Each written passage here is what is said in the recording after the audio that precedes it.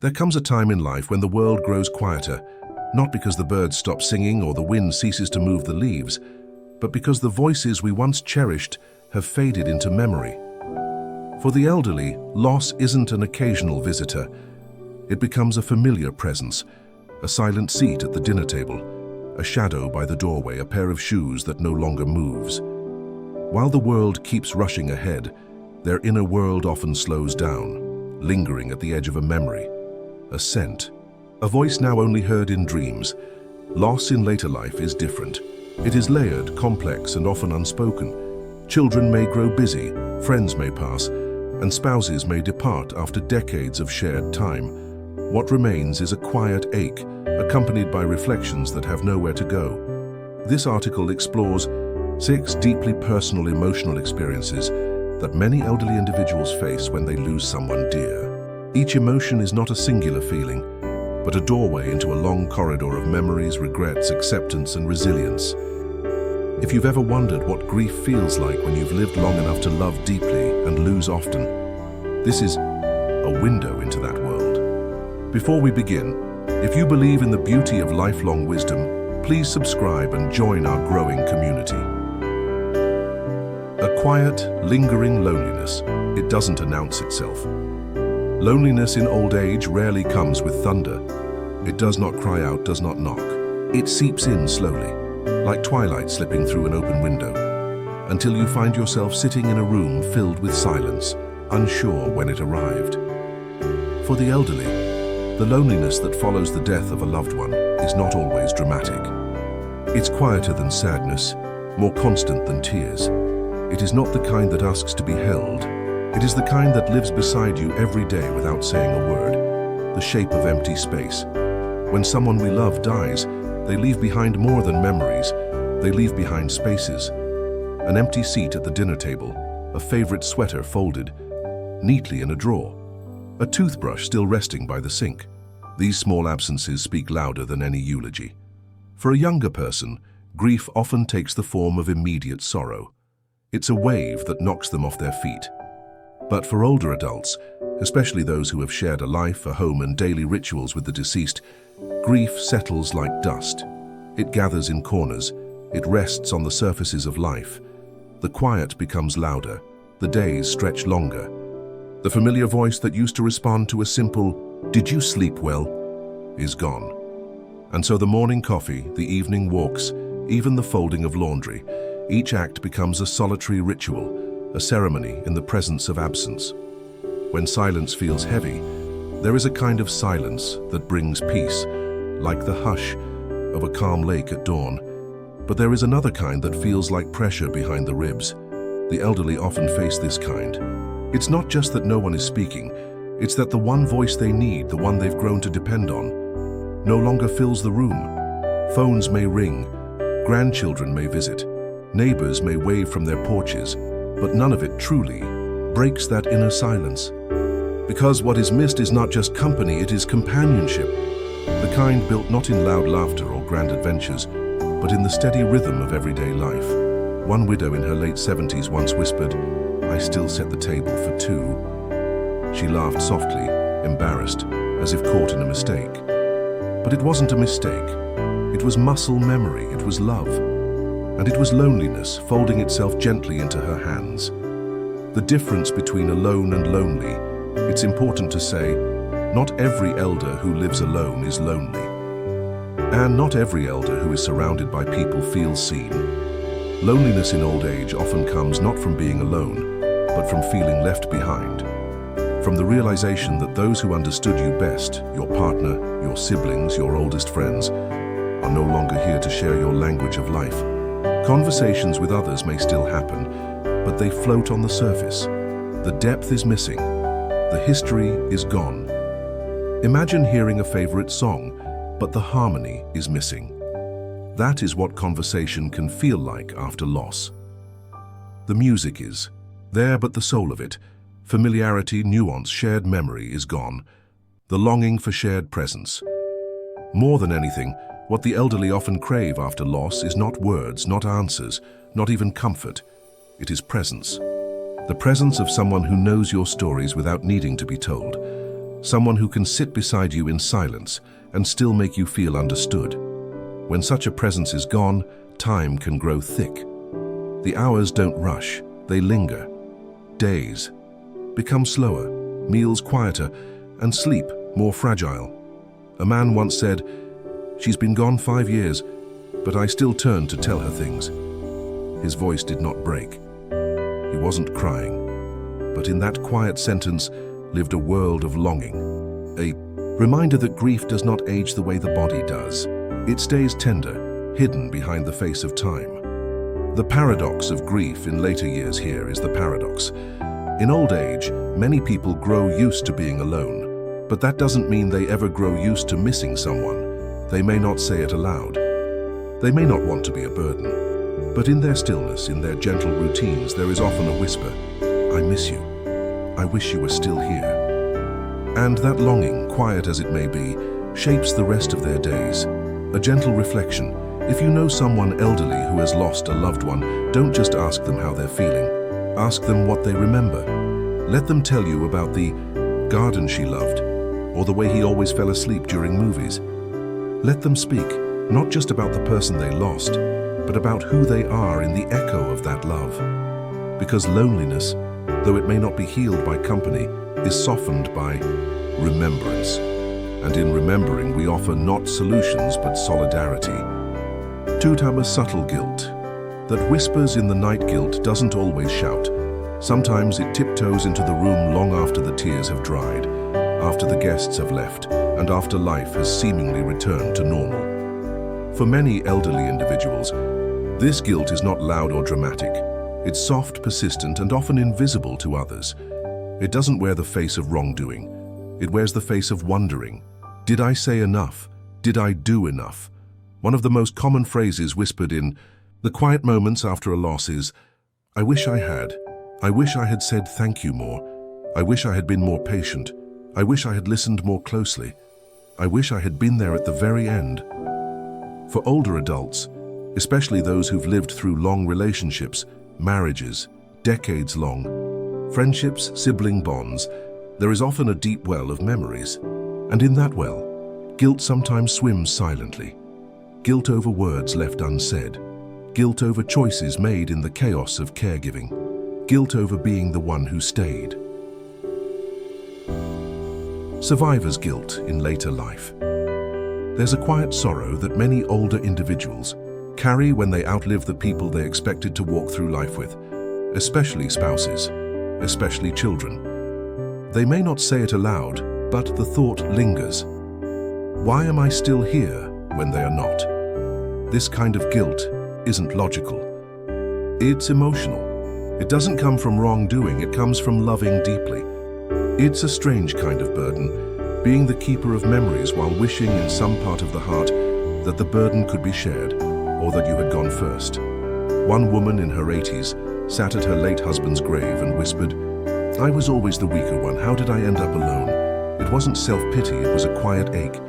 I sensed that perhaps life had made a mistake in who it chose to remain. The guilt of caregiving decisions. In many cases, elderly individuals serve as caregivers to their spouses, siblings, or even children in their final years. And caregiving, no matter how noble, is never perfect. Even with all the love in the world, there are moments of frustration. There are shortcuts taken, harsh words spoken in exhaustion, decisions made with incomplete information. Later, when the person is gone, those moments echo louder than all the hours of devotion. "I should have taken him to the hospital sooner," I snapped at her that day. "I wish I could take it back." What if the medication made things worse? This kind of guilt doesn't go away easily because it's entangled with love. It's the grief of someone who did their best, but now wonders if their best was enough. Regret has a long memory. You see, guilt in old age is not always about grand events. It's often about small things. The last argument, the forgotten anniversary, the missed opportunity to say, "I love you." And because the elderly have more time and more stillness in their lives, regret can replay itself like an old film. Again and again. One man shared that every evening at 6 p.m., the time his wife used to call him from the kitchen, he hears her voice in his mind. And every evening he remembers the day he didn't answer her call because he was angry. She never called me again after that, he said, eyes moist but voice steady. That one memory, though surrounded by decades of love, had become his nightly companion. The guilt of wanting to move on. Another kind of guilt rarely spoken is the guilt of healing. Many elderly individuals feel torn when they find themselves laughing again, enjoying a meal, or feeling a moment of peace. They wonder, am I betraying the person I lost? There is an unspoken expectation that deep grief should last forever. That if you truly loved someone, you should carry their absence like a cross, never laying it down.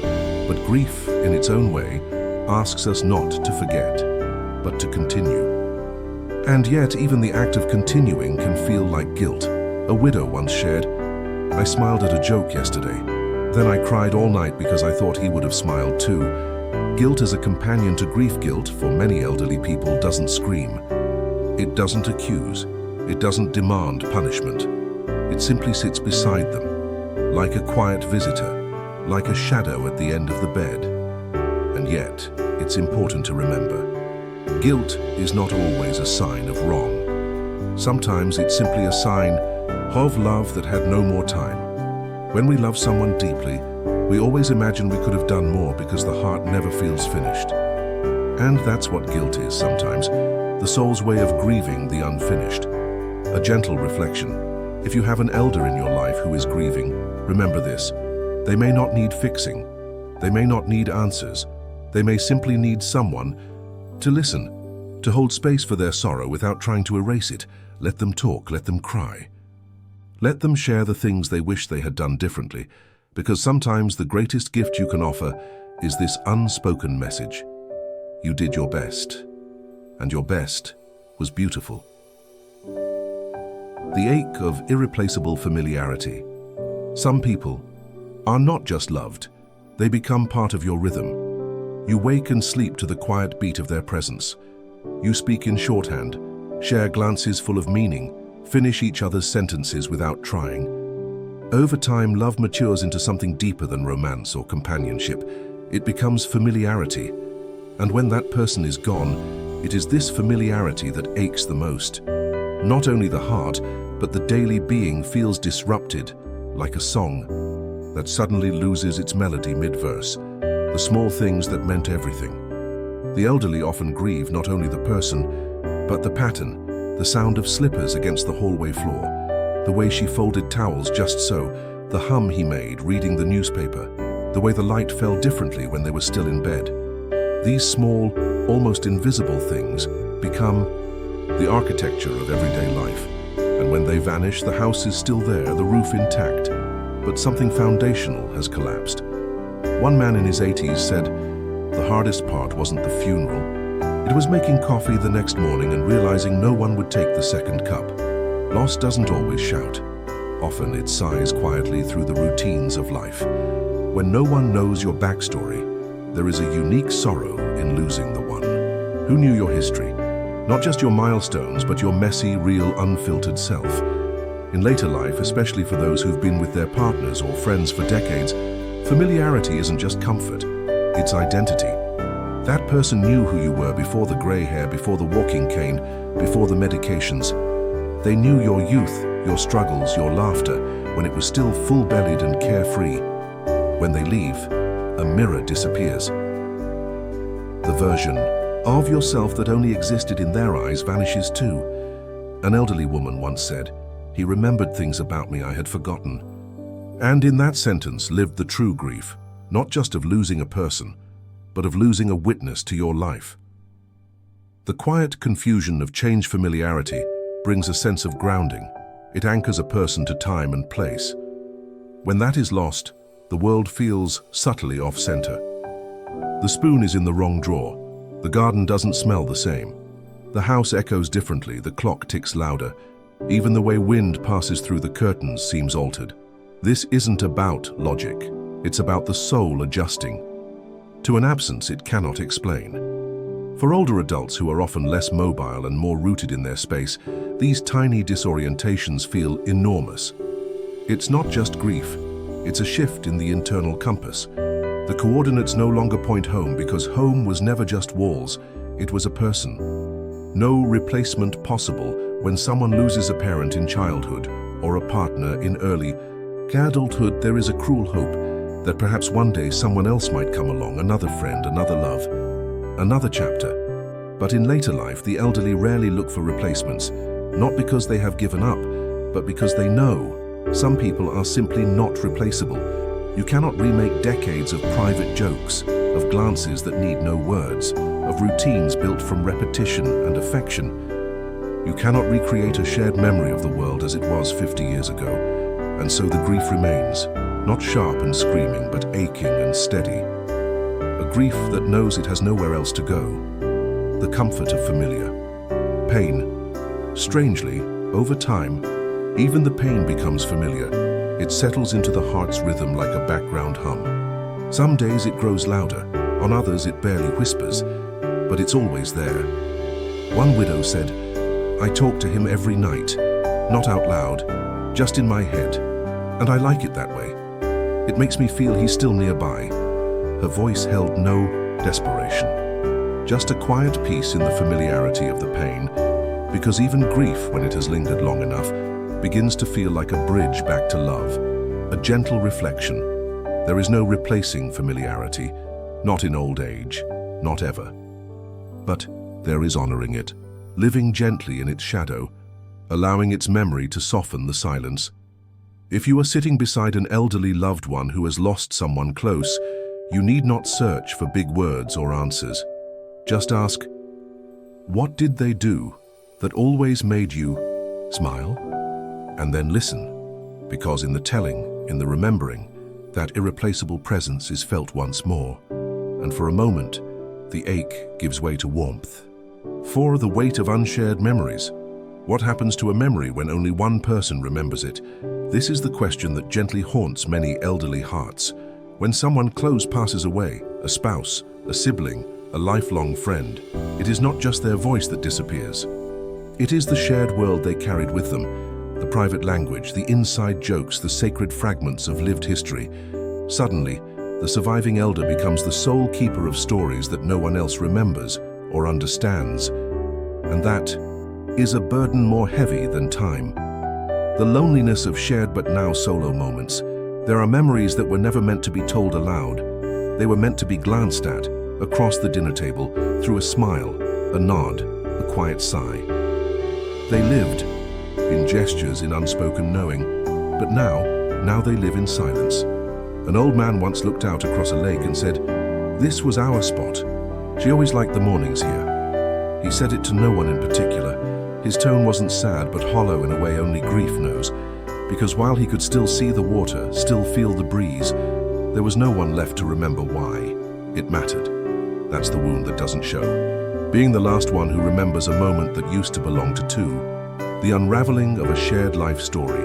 For the elderly, especially those who've spent a lifetime building a life with someone. Memory is not a solo archive, it's a shared story. When one part of that story is lost, the remaining pages feel incomplete. Names start to lose meaning. Places lose their emotional color. Events become faded photographs, missing context. They try to tell their children, their grandchildren, "Your mother loved this song. Your grandfather always stood right there during New Year's Eve." But these words often land softly and vanish, because while others may listen, they cannot feel the weight of the moment. They weren't there. And so, many elders carry those memories inward, like letters they never send. When memory becomes a secret over time, some memories become too fragile to share, not because they're painful, but because the person they belong to is no longer here to confirm them. Did that moment really happen?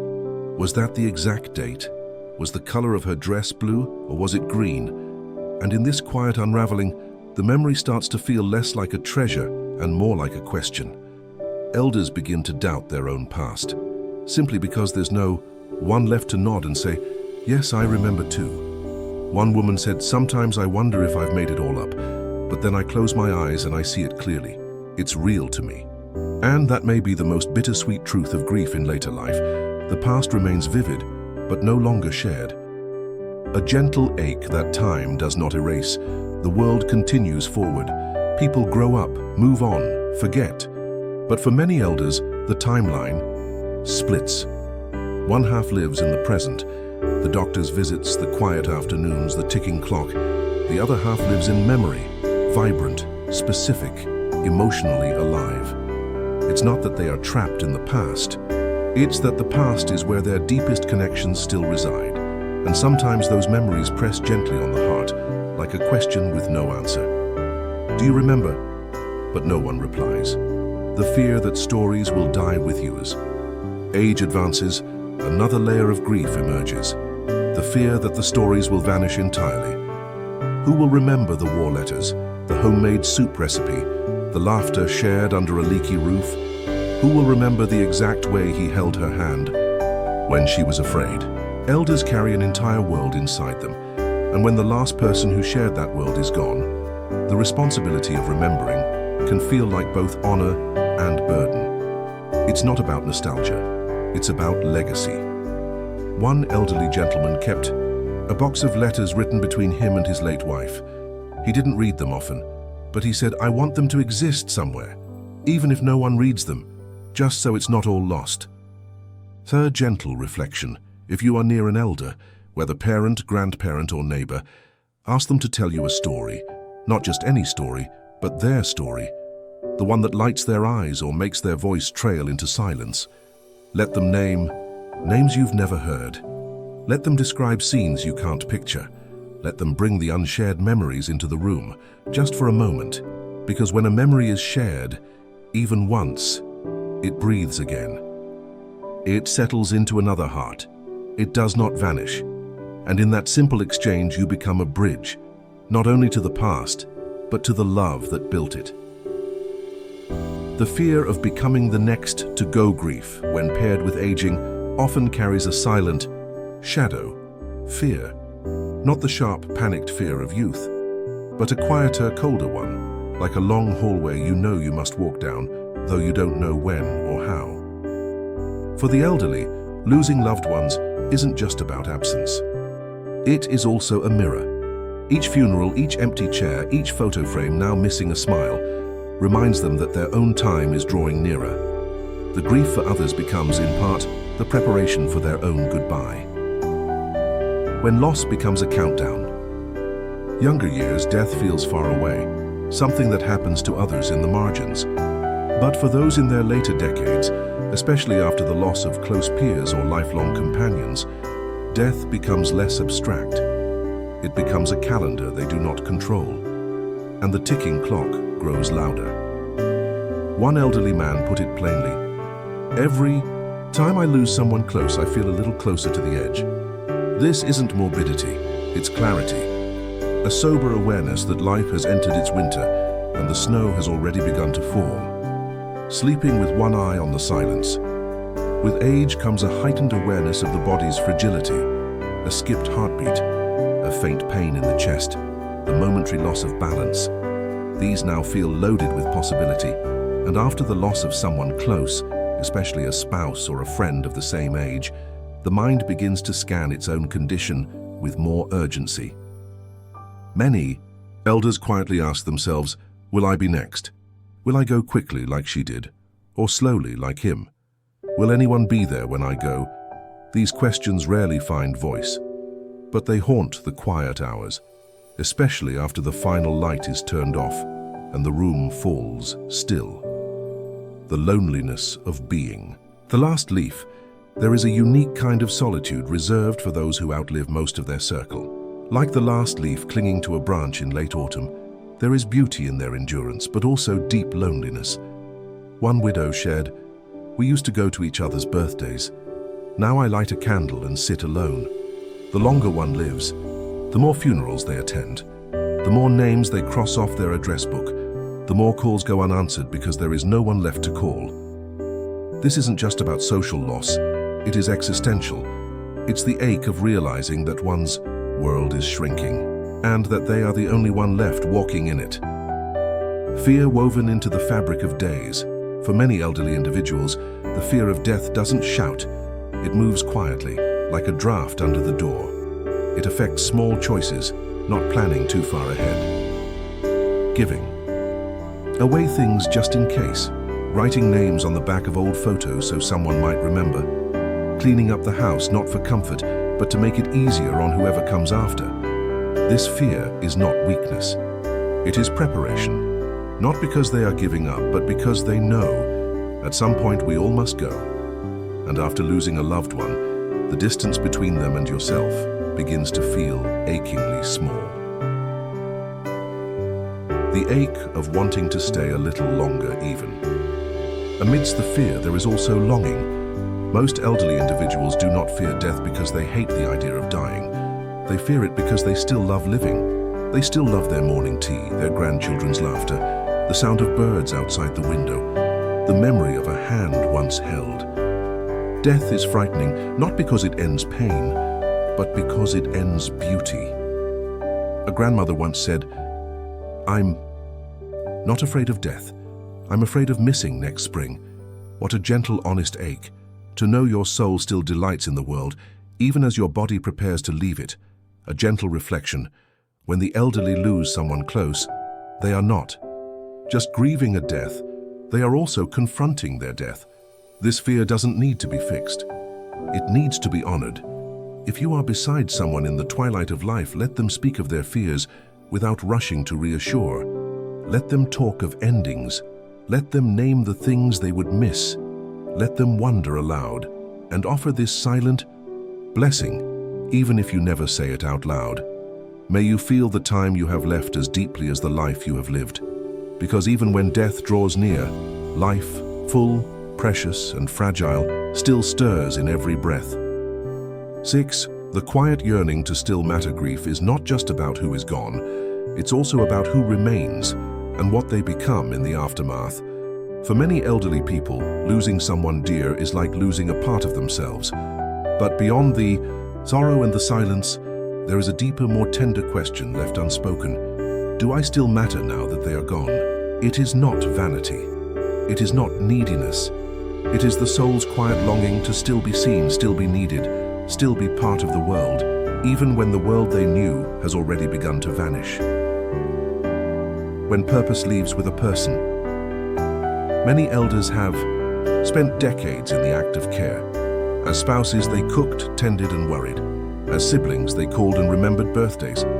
As friends, they showed up, reliably, quietly, lovingly, and then one day the person who received that care is no longer there. Suddenly, there is no one to make tea for, no one to remind about their pills, no one to check in with every night. One widow said, "I still put out 2 cups in the morning out of habit, but it's more than that. It's like, I don't know what to do with all this care I still have in me. Because when someone you love dies, you don't just lose them, you lose who you were for them." The ache of invisibility as time goes on, grief gives way to a quieter pain, feeling. Unseen conversations grow shorter, invitations come less often, the phone rings less, the children are busy. The world, it seems, is moving on without them. And in that silence, a deep question arises. If no one needs me, what am I still doing? Here it's not depression, it's disorientation, a longing to feel relevant, a yearning to be more than someone who is merely still alive. One grandfather, after his wife passed, confided, "I used to be part of someone's day. Now I just drift through mine." He didn't say it with bitterness, he said it with softness, the kind that comes after years of being needed and now being overlooked. Small ways the world shrinks. Grief has a strange effect on the elderly. It doesn't only take away the person, it takes away the context, the conversations they used to have. Gone. The jokes only they understood. Gone. The errands, the check-ins, the habits built around the other person, all gone.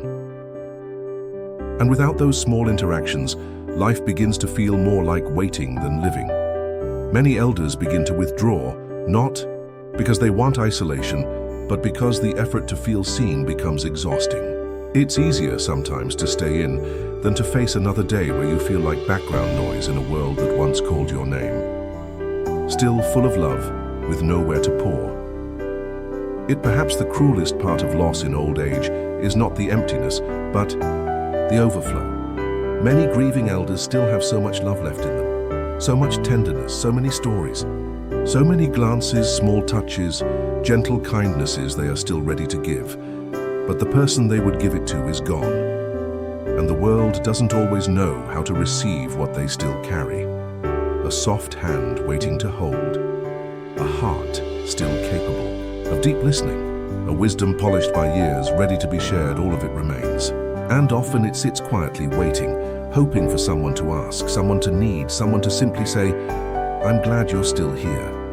A gentle reflection to matter is to be needed, to be remembered, to be part of something. And for those who have loved and lost in old age, this need becomes more sacred, more urgent. So what can we do? We can remember them not just on birthdays or anniversaries, but on ordinary days. We can ask for their advice not just out of respect, but out of genuine interest. We can give them tasks, however small, that allow them to contribute again, not as a chore but as a gift. We can sit beside them and say, "Tell me something I don't know about you." Because every elder behind their quiet grief still holds a flickering light inside them that whispers, "I still want to matter, I still want to give, I still want to be seen," and with our care, that light can glow warm once more. Grief as the last language of love. There is a kind of silence only the elderly know. It is not merely the absence of sound, but the quiet that settles after a lifetime of love has left the room. In that silence lives many things, unspoken stories, names whispered into pillows, songs that no longer play aloud but echo within, rooms that once breathed with companionship, now standing still, and yet, in that very stillness, we find the final proof of a life lived with depth. Grief, not as darkness, but as the soft afterglow of love. Because if there were no love, there would be no pain. If there were no presence, there would be no ache in absence. And if the heart had not given itself away so fully, it would not feel this empty now. A tapestry of emotion, woven by time and loss. The 6 emotional experiences we've walked through are not separate threads. They are woven together, tightly, tenderly, inevitably. The deep and aching silence that follows a final goodbye. The disorientation of days suddenly emptied of shared meaning. The painful reshaping of identity in the absence of a lifelong role. The burden of memories carried alone, with no one left to nod and remember. The quiet fear of being next, of watching life narrow into its final stretch. The soft but steady yearning to still matter, to still give, to still belong. Each of these is not a sign of weakness. They are signs of how deeply a person has loved, how much they have given of themselves to another soul, how profoundly intertwined their inner life has been with someone who is now no longer here. And yet, somehow they endure, the strength in still being. Here to grow old is to carry many funerals inside your chest, to lose and yet keep walking, to ache and yet keep making tea, to feel forgotten and yet still offer kindness when someone knocks. To be afraid, but to smile at the rising sun anyway. This is not merely endurance, this is quiet heroism, the kind the world rarely applauds, but which deserves the deepest bow, because every elder who keeps living after loss is not just surviving, they are honoring. The one who is gone by continuing, by breathing, by holding memories, by telling stories, by staying soft in a world that has taken much. If you are grieving now, if you are an elder walking through the long hallway of grief, this is for you. You are not alone in your silence. You are not invisible in your sorrow. You are not finished just because they are gone. Your presence still matters. Your memories still carry weight. Your love, though aching, still reaches outward in small but powerful ways. Let yourself grieve slowly. Let the sadness take its time. Let yourself miss them again and again and again. That is not regression. That is reverence.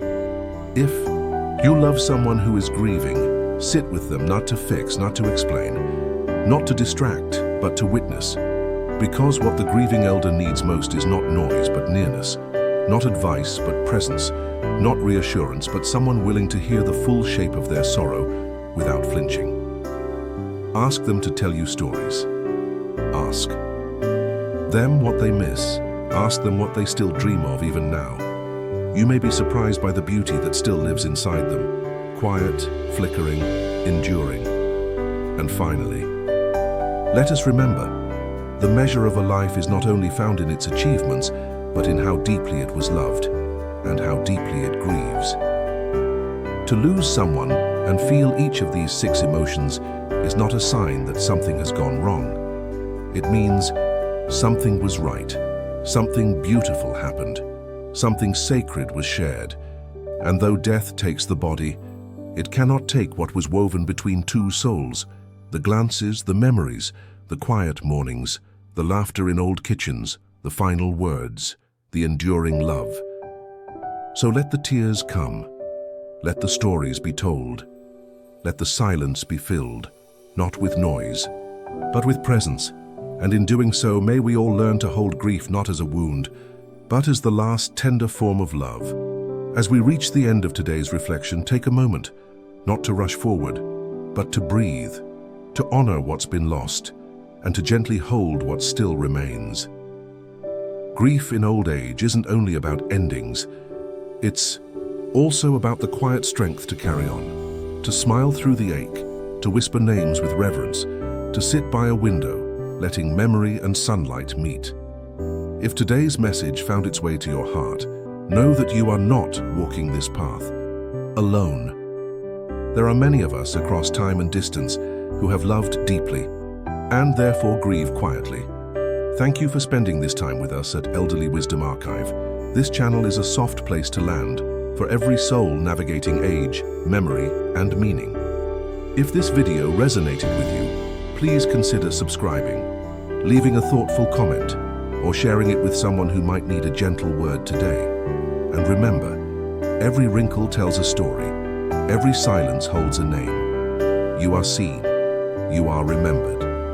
You are still deeply needed. Until next time, take care of your heart and take care of one another. Elderly Wisdom Archive, where every ending holds a whisper of beginning.